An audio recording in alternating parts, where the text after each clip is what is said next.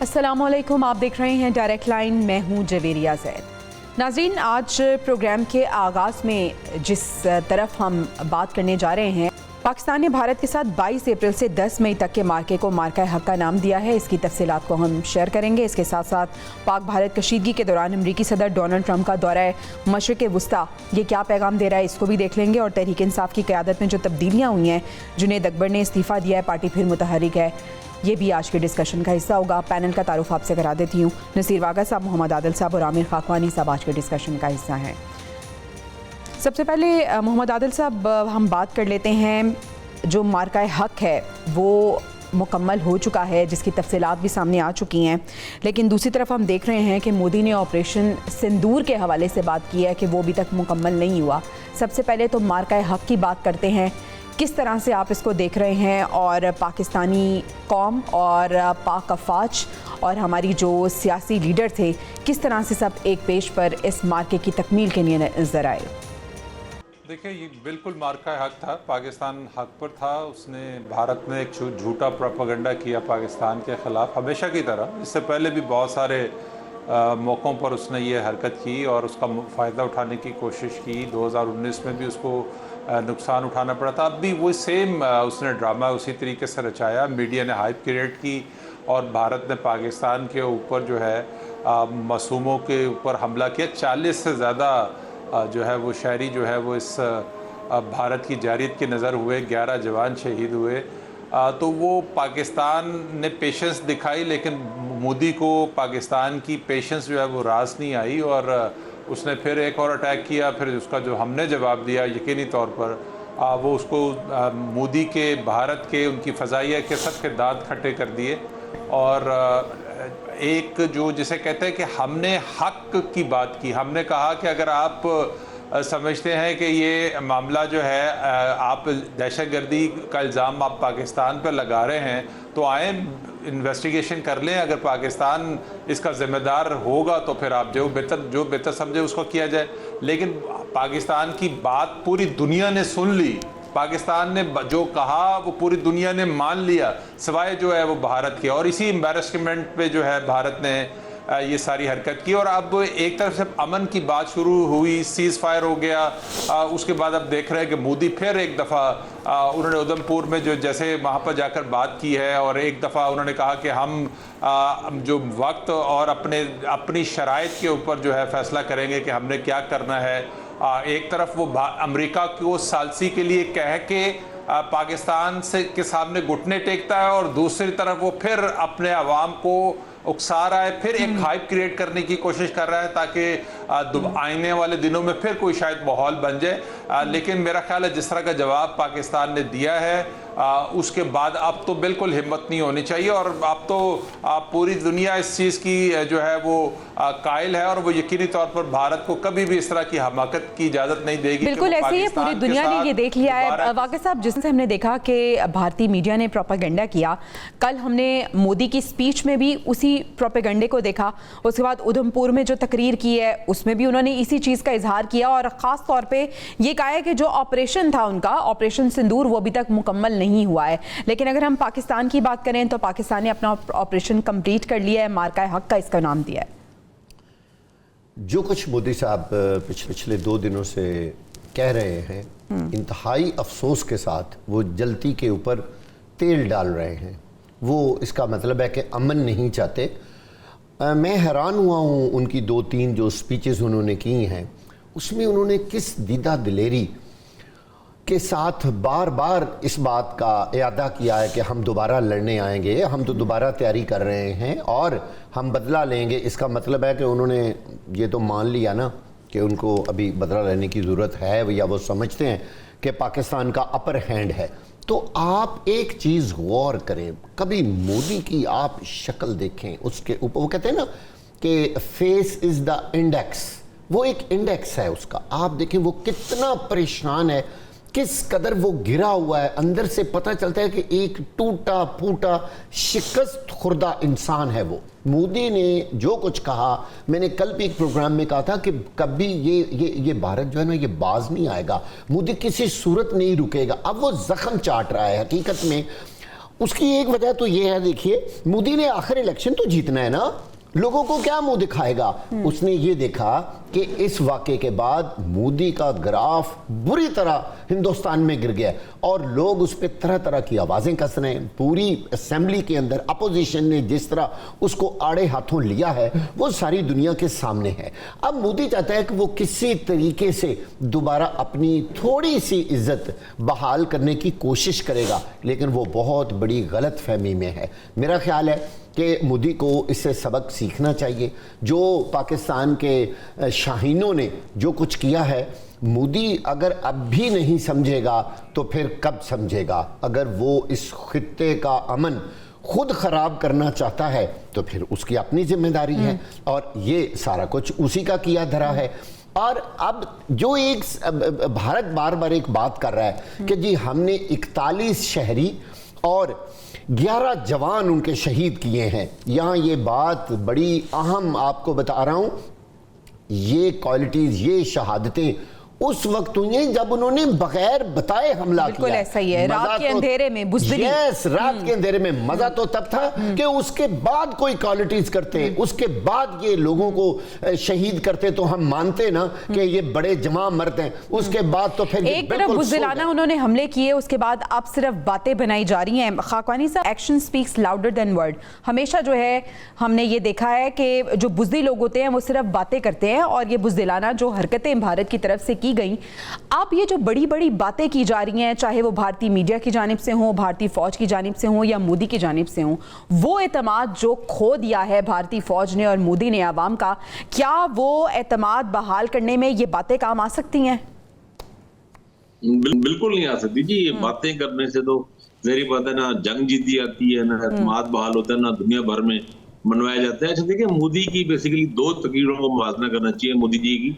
एक, जब ये पहलगाम वाकया हुआ था तो इधर मोदी तो सऊदी अरब का विजिट कर रहे थे, वापस आए थे और आके उन्होंने बिहार में एक जलसे से खिताब किया था, और वो तकरीर उन्होंने वहां पे अंग्रेजी में की थी। दिलचस्प बात है, बिहार में आप बिहार में अंग्रेजी समझने वाले खासे कम लोग होंगे, लेकिन उन्होंने अंग्रेजी में तकरीर की थी इंटरनेशनल कम्युनिटी को दिखाने के लिए। बड़ी उसमें धमकियां दी और कि हम इंतकाम लेंगे, ये करेंगे, वो करेंगे, और पाकिस्तान के लिए मतलब उस तरह की डराने धमकाने वाली बातें की, बहुत सारे बड़े बड़े दावे।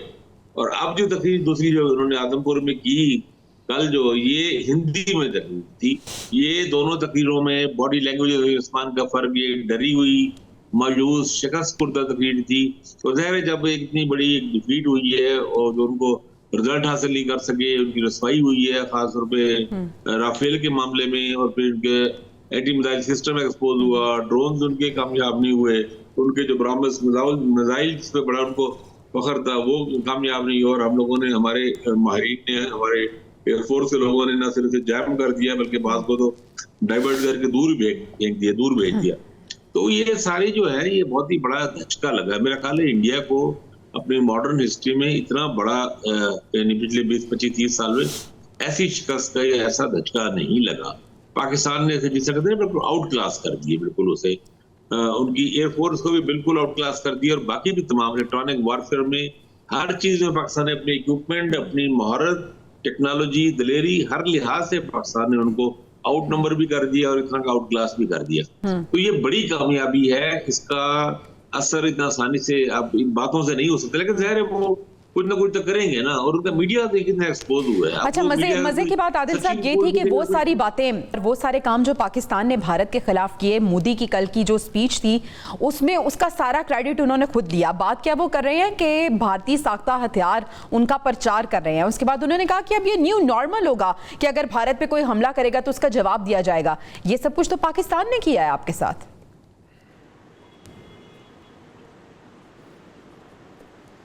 देखिए, पाकिस्तान ने तो जो 2 इंटरनेशनल जो असला बनाने वाले मुल्क हैं, उनकी जो एक यूरोप में फ्रांस के राफेल को और रशिया का जो डिफेंस सिस्टम है, दोनों को जो है तबाह बर्बाद किया। दोनों तरफ जो है पाकिस्तान ने महारत अपनी दिखाई है कि और जो इस जंग में जो सबसे इम्पोर्टेंट चीज़ सामने आई है वो ये है कि इक्विपमेंट से ज़्यादा आप मौके पर फैसला क्या करते हैं और आपकी महारत क्या है, ये ज़्यादा इम्पोर्टेंट है।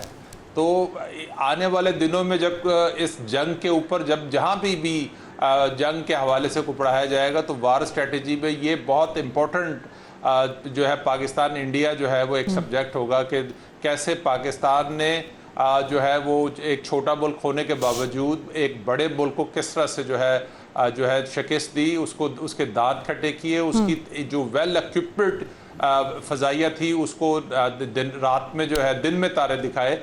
तो ये चीज़ें हैं। अब आप जो आलमी मीडिया है वो जैसे सबूत मांग रहा था कि जी उन्होंने हमारे वज़ीर ख़ारजा को कहा कि आप सबूत दे के कहाँ तैयारे गिरे। अब तो आ गए, अब तो एक एक चीज़ सामने आ गई है कि वो जो 5 शहरों में जहाँ पर अनंतनाग है, पुलवामा है, अखनौ है, भटिंडा है, जहाँ पर ये तैयारे गिरे हैं और उनके जो पायलट्स हैं उनमें से बेशतर कई मिसिंग हैं और कई जो है वो अभी हॉस्पिटल्स में वो पड़े हुए हैं और बाई नेम जो है वो बात चीज़ें सामने आई हैं कि कौन सा पायलट किस जगह पे है।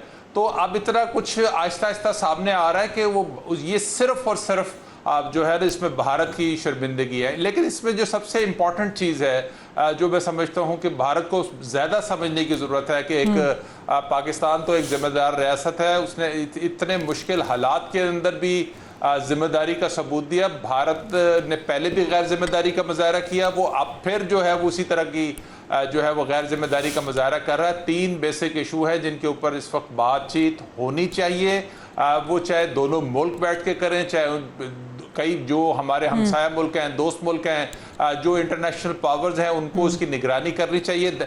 कश्मीर सबसे बड़ा मसला है और ये हमेशा रहेगा, चाहे भारत 370 रहने दे, लगा दे, वापस कर दे, जो कर दे, कश्मीर के बगैर दोनों मुल्कों के दरमियान जो है वो हालात ठीक नहीं हो सकते। फिर दूसरा जो मसला है वो जो सिंध तास मायदा जो इंडिया ने जो यकतरफा तौर पर उसको ख़त्म किया है, उसको जो है बायलैटरली इसको मामले को दोबारा हल करना चाहिए और इसको वापस रिस्टोर करना चाहिए। तीसरा जो दहशतगर्दी है, अब जब दहशतगर्दी की बात होती है तो पाकिस्तान के पास तो एविडेंस मौजूद है। पाकिस्तान ने तो आज भी एविडेंस दिए हैं कि जो BLA के जो बलूचिस्तान में दहशतगर्द हैं, BLA के जो दहशतगर्द हैं वो भारत के अंदर बिल्कुल ऐसा ही है, उनके अस्पतालों के अंदर जाके इलाज कराते रहे। तो इतना एविडेंस पाकिस्तान के पास है। तो भारत जिस चीज को बुनियाद बना के पाकिस्तान के खिलाफ कार्रवाई करता है, अब जो एक सफारती महाज का जो दूसरा मरला शुरू होना है कि पाकिस्तान को जो भारत के खिलाफ एविडेंस पूरी दुनिया के सामने रखने चाहिए, पूरी दुनिया के सामने एविडेंस रखने चाहिए और ये एविडेंस पूरी दुनिया देख भी रही है। ये 3 पॉइंट जो आपने डिस्कस किए, मोदी की अगर बात करें तो वागे साहब मोदी ये कह रहे हैं कि पानी और खून साथ नहीं बह सकते, तिजारत, मुज़ाकरात और दहशतगर्दी साथ साथ नहीं चल सकती।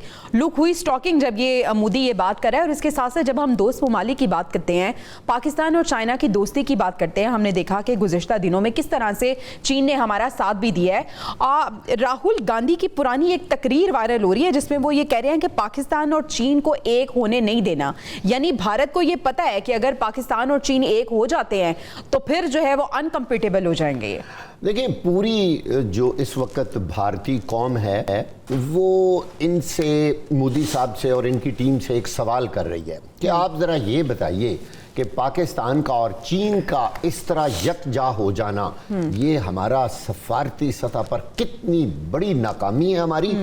और इस अमल के बाद भारत कहाँ खड़ा है, भारत के साथ कौन है? भारत के साथ कोई भी नहीं है। और यही सबसे बड़ा जो मसला है वो इस वक्त मोदी के सामने आ रहा है। अब वो हारा हुआ है, अब वो अपने जख्म चाटने के अलावा कुछ नहीं कर सकता। तकरीरें फजूल भड़के मार रहा है मीडिया पर आकर और अपनी कौम को सेटिस्फाई करने की कोशिश कर रहा है। उसकी कौम ये पूछ रही है कि आप ज़रा हमें ये बताइए कि अरबों डॉलर के राफेल तैयारे खरीदने के बाद जो आप इतने बुलंद बांग दावे कर रहे थे, जो कौम को आपने एक अजीब पिक्चर दिखाई हुई थी, वो कहाँ है? हमारी इतनी बड़ी इकॉनमी जिस पे हम बड़े प्राउड थे और हम कहते थे कि हमारी फौज 2, 3, 4 गुना ज्यादा है, भाई उससे तो कुछ नहीं हुआ।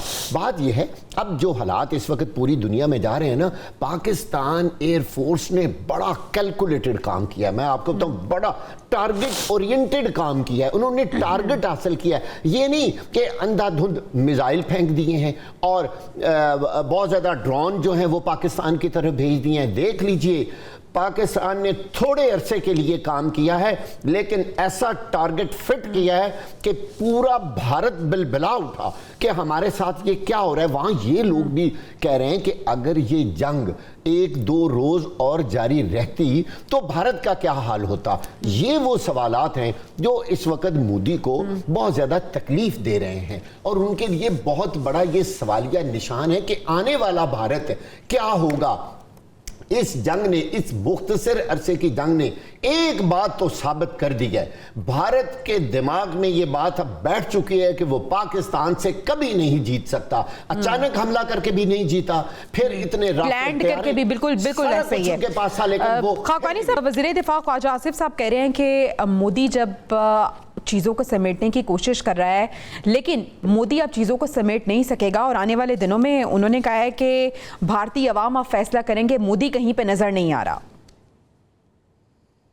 जाहिर बात है, ये ठीक कह रहे हैं बात। मेरे ख्याल में प्राइम मिनिस्टर मोदी की पॉलिटिक्स को बड़ा धचका लगा है, लेकिन बहरहाल वो ज़ाहिर है इस वक्त वो प्राइम मिनिस्टर हैं और 5 साल के लिए वोट लिया उन्होंने, तो फौरी तौर पर शायद ऐसा ना हो, लेकिन उनकी सियासत को धचका लगे। और जब हम तजिया करते हैं इंडियन पॉलिटिक्स का या प्राइम मिनिस्टर मोदी का, उनकी पॉलिटिक्स का, तो हमें फिर ये भी ध्यान में रखना चाहिए, और उनकी तकरीर में कल कुछ इशारे मिले भी हैं कि वो दोबारा भी ये वार कर सकते हैं। जब आपको पोलिटिकल इतना बड़ा डैमेज हुआ हो, एक धचका लगा हो, तो अपनी सियासत को रिगेन करने की कोशिश कर सकते हैं। और आप 2 चीजें ध्यान में रखिएगा, एक तो सितंबर में RSS की 100वीं वहां पे उसकी एनिवर्सरी है। RSS से ही बीजेपी और सारी मोदी का भी इनके साथ ताल्लुक है, जो हिंदू शिद्दत पसंद नजरिया पूरा वहीं से जन्म लिया है। और अक्टूबर में बिहार में इलेक्शन होंगे, रियासती इलेक्शन, स्टेट इलेक्शन। तो अभी 4-5 माह बाद भी अगले हमें मेरे ख्याल अलर्ट और होशियार रहना चाहिए। अभी वैसे फौरी तौर पर ऐसा ना हो सके, लेकिन कुछ भी हमारा जो दुश्मन है, कहना तो नहीं चाहिए हमें, थोड़ी सी एक सख्त बात है, लेकिन उसमें कम्युनिटी के जरासीम मौजूद है पूरे। और मुझे खतरा ये है कि प्रॉक्सी वार बढ़ेगी और अगला टारगेट बलूचिस्तान होगा। हमें उस मामले में होशियार रहना चाहिए। और मेरे ख्याल इस वक्त जो एक बड़ी पॉपुलर सपोर्ट भी मिली है पाकिस्तान आर्मी को भी, तो अब अगले मरले पे हमें BLA का सफाया करना चाहिए, टेररिस्टों को सफाया करना चाहिए, इनको कमजोर करना चाहिए, और बलूचिस्तान में लोगों के मसाइल भी हल करने चाहिए, लोगों की काम होने चाहिए। लेकिन उसके साथ साथ जो टेररिस्ट हैं, दहशतगर्द हैं, उनका खात्मा हो, उनको कमजोर किया जाए, और फिर लोगों को एंगेज किया जाए, पॉलिटिकली एंगेज किया जाए, वहाँ पे डेवलपमेंट वर्क हो, काम हो, ताकि लोग दहशतगर्दी से निकले। तो बलूचिस्तान में और KP में खासतौर पर TTP के साथ मिलके इंडिया ये इस तरह कैंपेन, ठीक है, यानी वो कैलकुलेटेड जुमला हमने भारत पे किया और भारत को चारों शाने चित कर दिया। अब उसके साथ साथ हमें ये देखना है कि अभी हमारा ऑपरेशन तो कंप्लीट हो गया है, लेकिन भारत जिसने अपना ऑपरेशन कंप्लीट नहीं किया, और वैसे भी जो भारत है वो अपनी चालों से बाज नहीं आएगा, तो उसके लिए हमें एक स्पेशल स्ट्रैटेजी बनाने की ज़रूरत होगी। नाज़रीन, हमें ब्रेक पे जाना है, ब्रेक से वापस आएंगे तो हम बात करेंगे ट्रंप की, जो आजकल दौरे पे मसरूफ़ है। क्या उनका दौरा कैसा रहेगा और क्यों उन्होंने सेलेक्ट किया ये दौरा, जानेंगे ब्रेक के बाद। Stay with us. Welcome back नाज़रीन। डोनाल्ड ट्रंप की बात करते हैं, जो कि मशरिक़ वस्ता के 4 रोज़ा दौरे के आगाज़ में सऊदी अरब पहुंच गए हैं। सदर ट्रंप इस दौरे में कतर और मुत्तहिदा अरब अमारात भी जाएंगे, और ये एक बड़ा गैर मुल्की दौरा है। ट्रंप का वाइट हाउस वापसी के बाद पहला बड़ा दौरा है, जिसका ज़्यादातर महवर तेल से मालामाल खित्ते से तिजारती माहदे और नई सरमायाकारी की कोशिशें होंगी। आदिल साहब, पाक भारत कशीदगी के दौरान अमरीकी सदर डोनाल्ड ट्रंप का मशरिक़ वस्ता का ये दौरा किस जानिब इशारा कर रहा है?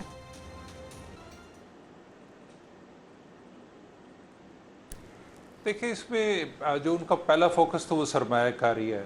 2017 में जब उन्होंने दौरा किया था सऊदी अरब का, तो उस वक्त तकरीबन 410 अरब के जो है ना उन्होंने एग्रीमेंट किए थे, और उस वक्त भी उन्होंने 110 अरब रुपए जो है वो दफाई साजो सामान जो है वो सऊदी अरब को बेचा था। ये जो दौरा है, इसमें उनकी एक्सपेक्टेशन जो है वो 1 ट्रिलियन का वो सोच रहे हैं कि वो सऊदी अरब के साथ एग्रीमेंट करें, और इसमें भी उन्होंने 142 अरब के जो है दफाई जो है वो वायदे किया, और एनर्जी है और बाकी चीज़ें हैं।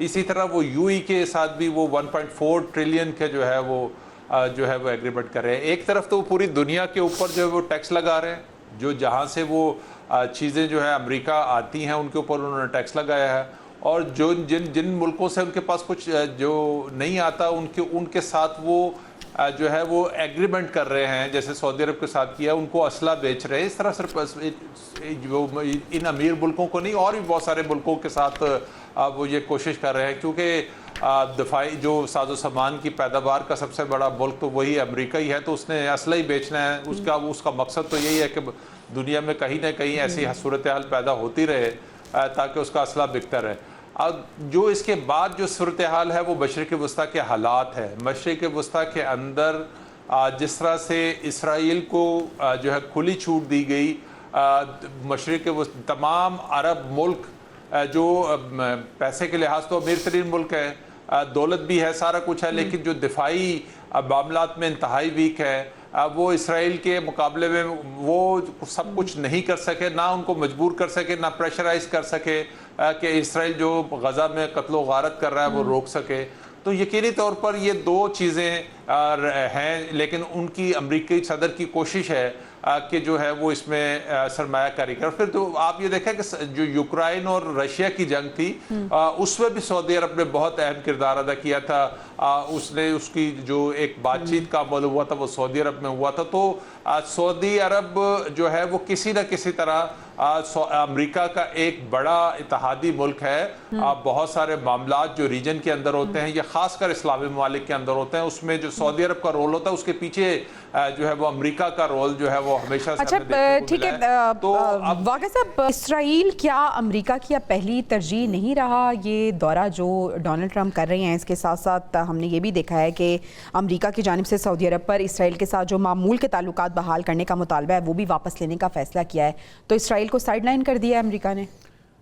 अमेरिका इसराइल को कभी भी साइडलाइन नहीं कर सकता। उसकी वजह यह है कि अमेरिका की जो इकॉनमी है वो इसराइल पर डिपेंड करती है। जितने बड़े बड़े यहूदी हैं, उनके जो अरबोंपति हैं, जो बिलियनर जिनके पास जो बिलियनर्स हैं और उनके पास बिलियंस ऑफ डॉलर्स हैं, वो सारा पैसा जो है वो अमेरिका में पड़ा है।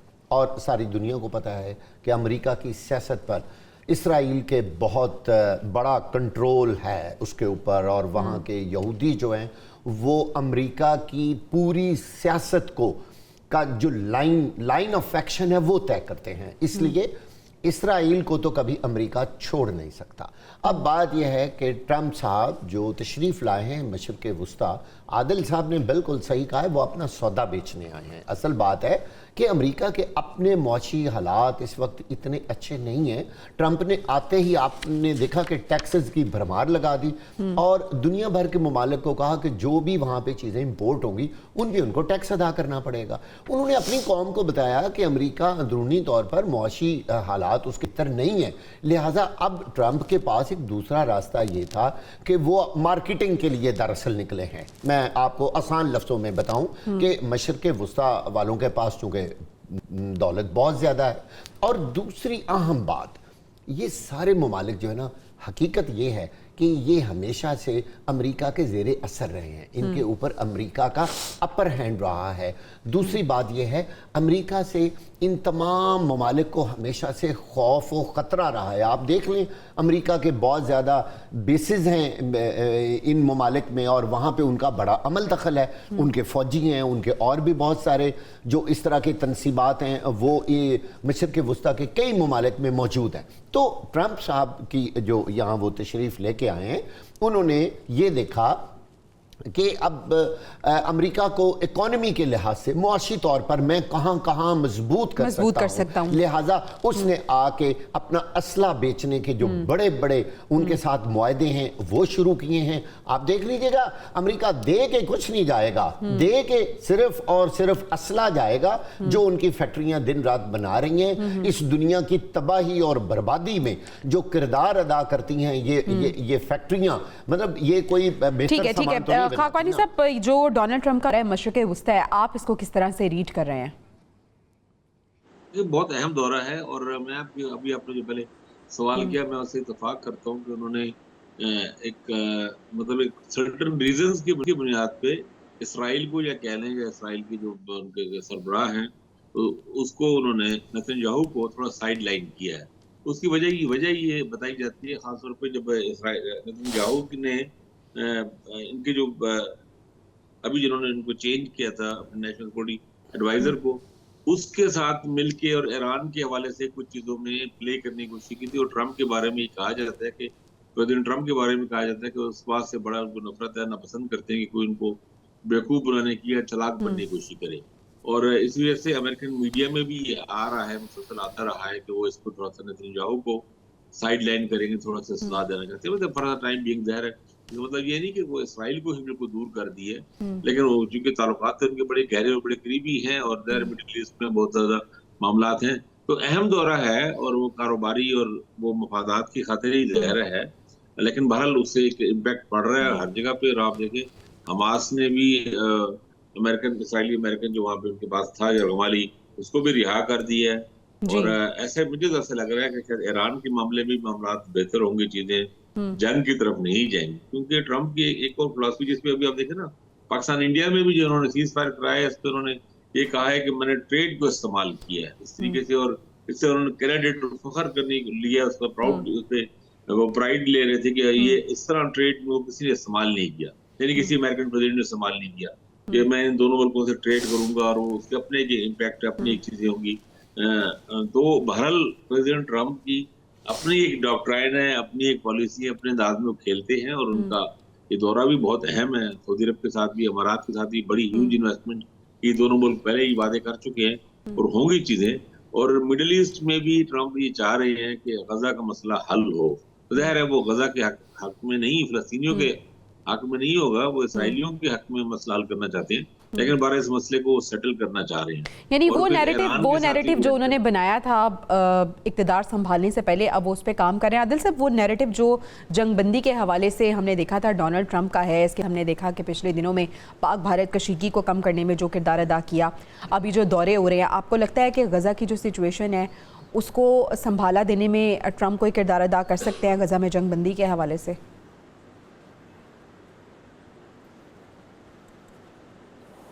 देखिए, ट्रम्प का हो, अमेरिका का हो, इससे पहले बाइडन इंतज़ामिया, सबका एक ही मौक़िफ़ है। वो इसराइल को सपोर्ट करते थे, करते हैं और करते रहेंगे।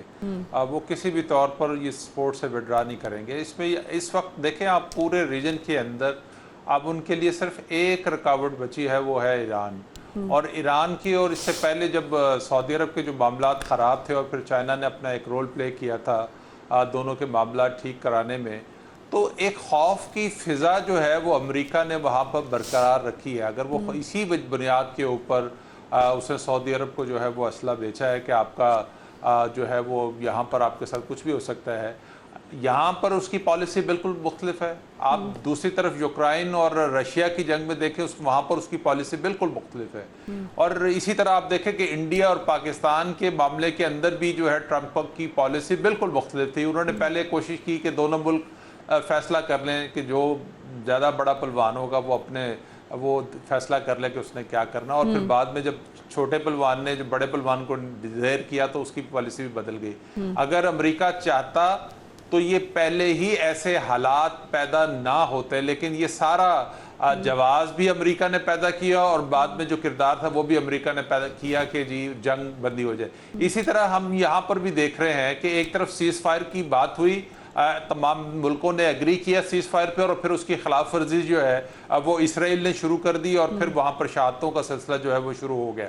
तो ये कतई तौर पर अमेरिका अपनी जो जहनीत है, जो अपना फैसला है इसराइल के वाले से तब्दील नहीं करेगा। अब इसमें जो सबसे इम्पोर्टेंट रोल पहले भी था, अब भी है और आने वाले दिनों में भी होगा, वो यकीनी तौर पर सऊदी अरब का, कतर का और यूएई का होगा कि वो किस तरह से अमेरिका को उसकी जो अज़ाइम है उससे बाज रख सकते हैं कि वो इसराइल को इतनी ढील ना दे कि जिसकी वजह से खित्ते का जो पहले ही वहाँ पर जो इंसानियत सोच मजालिम जिस तरह से हुए हैं वो इसको कंटिन्यू रखे, या इसराइल का वजूद जो है वो ख़तरे में पड़ जाए, सॉरी फ़लस्तीन का वजूद जो है वो ख़तरे में पड़ जाए।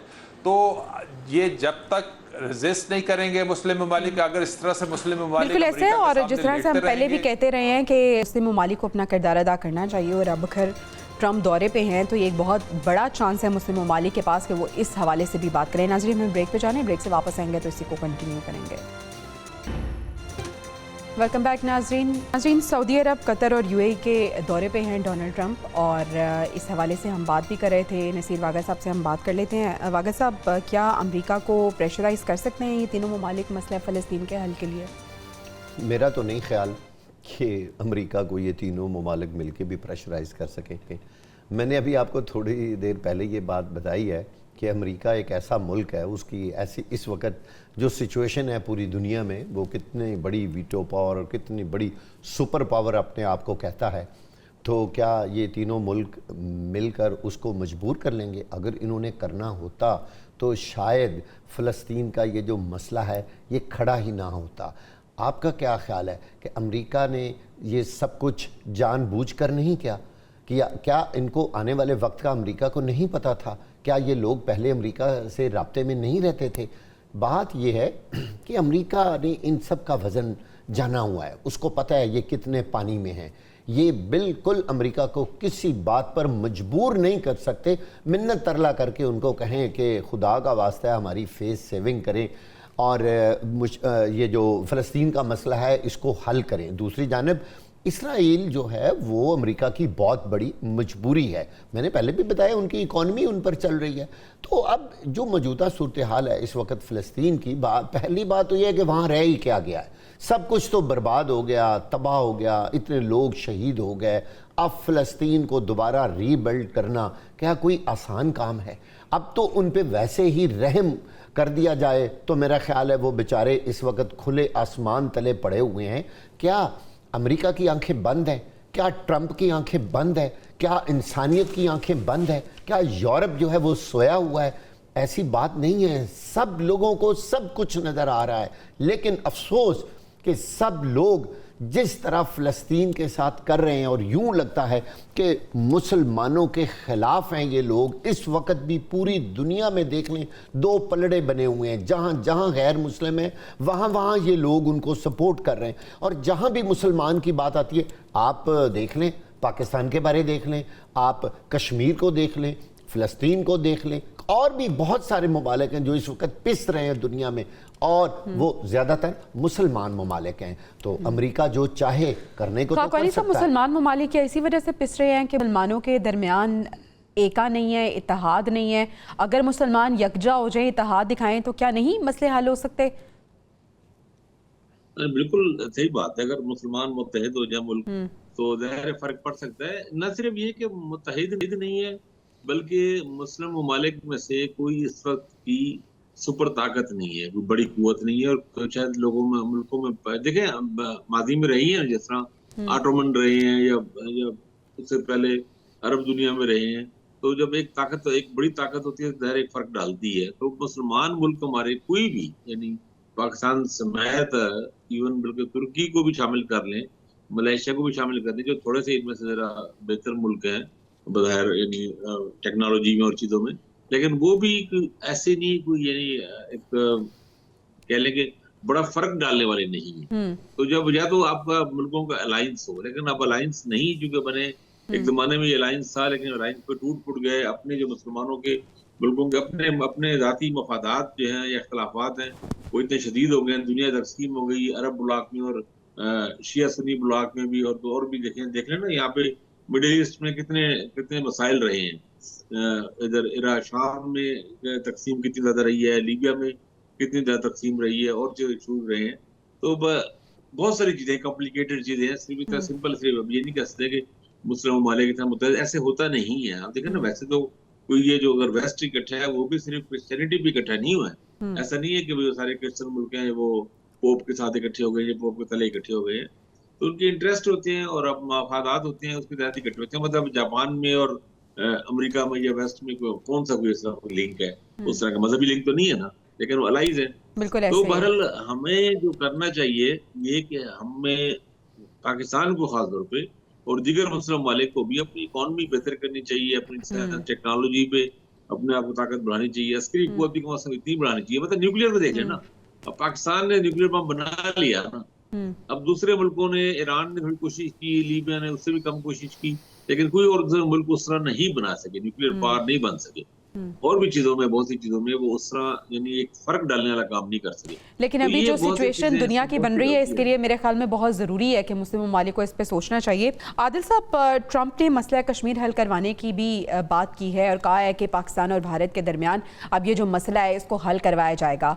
किस हद तक आपको लगता है कि ट्रंप की इस बात में कन्विक्शन है और क्या कोई रोल ट्रंप प्ले कर सकते हैं दोनों ममालिक के दरमियान? ये जो कशीदगी है, ये जो तनाज़ा है, इसको हल कराने में मदद कितनी देंगे ट्रंप?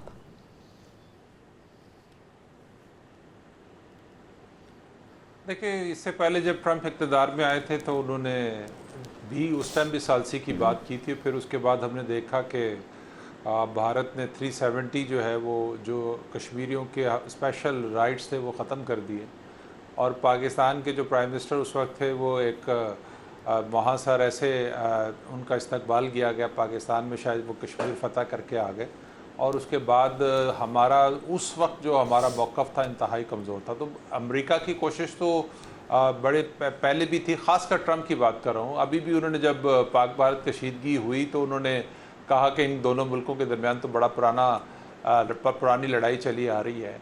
अमेरिका चाहे तो इस मसले पर भारत को मजबूर कर सकता है कि वो मुज़ाकरात की टेबल पर बैठे और इसका कोई सलूशन निकाले, लेकिन इसका सलूशन क्या हो सकता है जो इस वक्त नज़र आ रहा है? हमने देखा मुशर्रफ दौर में एक सलूशन आया था कि कंट्रोल लाइन को जो है मुस्तकिल लाइन तस्लीम कर लिया जाए, जहाँ जो हिस्सा भारत के पास है वो भारत के पास रह जाए, जो पाकिस्तान के पास है वो पाकिस्तान के बाद रहे। लेकिन पाकिस्तान तो ये समझता है कि कश्मीर उनकी शहरक है और पाकिस्तान हर मौक़े पर जो है वो कश्मीर को जो है प्रेफर करता है। लेकिन शिमला एग्रीमेंट के बाद जो सबसे ज़्यादा फ़ायदा जिस चीज़ का भारत को हुआ था वो था कि ये पाकिस्तान और भारत के दरमियान जो भी तनाज़ात होंगे वो बायलैटरल उसके ऊपर बातचीत होगी। तो शिमला एग्रीमेंट के मुताबिक तो दोनों मुल्क ही आपस में बातचीत कर सकते हैं, और यकीनी तौर पर जो इससे पहले अगर पाकिस्तान ने जो इस दफ़ा धमकी दी थी कि हम शिमला एग्रीमेंट ख़त्म कर देंगे, तो उसका नतीजा ये होता कि फिर भारत एक जो जिस तरह से उसने गसब किया हुआ है कश्मीर को मकबूल वो एक नहीं कर सकता था, क्योंकि वो यूएन की जो करारदातें हैं उसके मुताबिक तो एक मतनाज़ा इलाका है और वहाँ पर जो भी फैसला होना है वो अक़वाम मुत्तहिदा की करारदादों के मुताबिक होना है। तो अब आलमी ताकतों को इस चीज़ का अंदाज़ा तो है, ख़ासकर अमेरिका को। अब आप जब कश्मीर की बात करेंगे तो फिर वहाँ पे लद्दाख का मसला भी आएगा, लद्दाख का मसला आएगा तो वहाँ पे फिर चाइना की इन्वॉल्वमेंट। अच्छा वाक़ई साहब, जो उम्मीदें थी भारत को अमेरिका से और ट्रंप से, आपको लगता है कि उन उम्मीदों पे पानी फेर दिया है ट्रंप ने? और अगर मसला कश्मीर के हल की बात होती है तो क्या आसानी से भारत को टेबल पे ला सकता है? देखिए, एक बात तो हमें ज़रूर समझनी चाहिए कि आलमी ताकतें मिलकर इस तरह के मसाइल को हल तो कर सकती हैं। एक जानब आपने देखा कि ये सारी दुनिया कहती है कि जी हर मुल्क के अंदर वोटिंग होनी चाहिए, डेमोक्रेसी होनी चाहिए। तो क्या कश्मीर में उन लोगों को आज़ादाना रायशुमारी का हक देना कोई ज़्यादती की बात है? ये उनका हक है। आप देखें कि सिर्फ ये वो बात है जो भारत मानने को तैयार नहीं है, क्योंकि उसको इस चीज़ का अंदाज़ा है कि अगर वहाँ पे आज़ादाना रायशुमारी हो गई तो वहाँ पे चूँकि मुसलमानों की तादाद बहुत ज़्यादा है और वो पहले ही भारत के ख़िलाफ़ हैं और यकीनी तौर पर वहाँ भारत को बुरी तरह वहाँ पे शिकस्त होगी। सिर्फ ये वजह है कि वो आज़ादाना राय शुमारी चाहता नहीं है। बाकी दुनिया के जौन से मर्जी फोरम ले लें, हर फोरम पे यही बात होगी और अल्टीमेटली इसका हल यही निकलेगा और मेरा ख्याल है निकलना भी यही चाहिए। लेकिन इसमें देखिए तैयार कोई नहीं हो रहा। क्यों? कि ज़्यादातर कुव्वतें जो हैं वो भारत का बिला वजह साथ दे रही हैं। बड़ी इकॉनमी है, उनकी बहुत बड़ी मार्केट है, असला उनके ख़रीदने के लिए उनको बहुत बेहतर मुल्क मिला हुआ है। उनके इंटरेस्ट जो है ना वो भारत के साथ ज़्यादा जुड़े हुए हैं। तो पाकिस्तान से उनको वो इंटरेस्ट नहीं है जो उनको भारत से मिलता है। लिहाजा यहाँ पे आके मसला कश्मीर जो है वो आके एक अजीब सूरत हाल उसकी बन जाती है। और जिस यही वजह है कि कई सालों से ये मसला इस तरह, और इस खित्ते का अमन जो है वो कश्मीर के साथ जुड़ा हुआ है। इस खित्ते में अमन तभी कायम हो सकता है जब कश्मीर का मसला वहां के रहने वालों की मर्जी के मुताबिक हल होगा। असल बात यह है, हल नहीं, वहां के लोगों के मुताबिक वो हल किया जाए।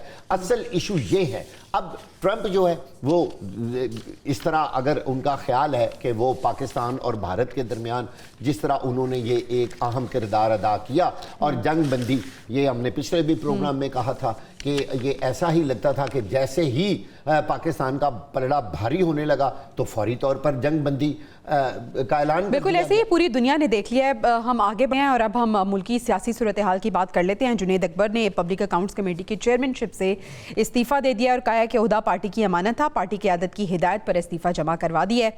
आदिल साहब, तहरीक इंसाफ की क़यादत में हमें तब्दीलियाँ नज़र आ रही हैं। जुनैद अकबर का इस्तीफा, पार्टी के अंदर क्या हो रहा है?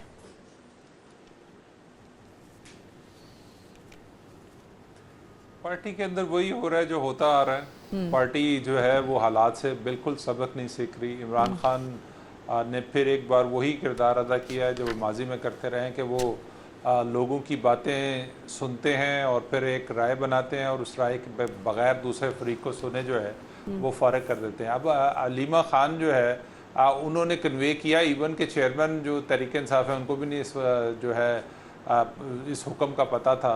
उसकी बुनियाद पर जो है वो ये इस्तीफ़ा ले लिया गया कि उनका काम तो जो है वो तहरीक शुरू करना था। अगर तो मौजूदा हालात में इमरान खान का ये ताल्लुक़ है कि जुनैद खान को वो पब्लिक अकाउंट्स कमेटी के से हटाकर जो है किसी तहरीक के पीछे शुरू करने में कामयाब होंगे, वो तो नामुमकिन चीज़ नज़र आती है। दूसरी चीज़ जो है, मैं ये समझता हूँ कि जो पब्लिक अकाउंट्स कमेटी जो पहले ही बड़ी मुश्किल से तहरीक इंसाफ को मिली थी, अब एक नई मुसीबत जो है वो मेरा ख्याल है तहरीक इंसाफ ने अपने गले में फिर से डाल ली है।